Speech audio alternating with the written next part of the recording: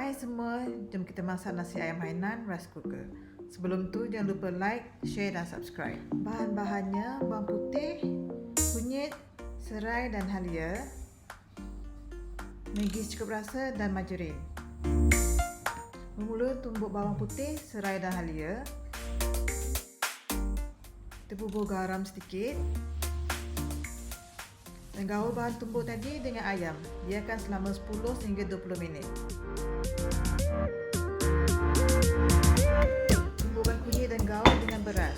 Sukatan air macam biasa masak nasi ya. Masukkan Maggi cukup rasa dan kemudian 2 sudu margarin.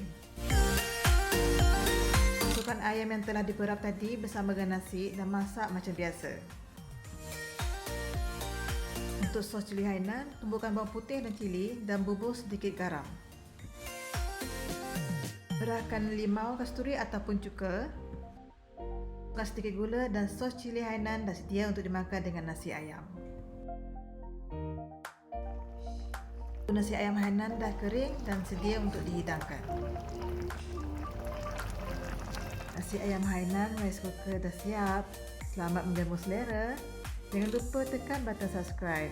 Terima kasih dan kita jumpa di resepi yang seterusnya.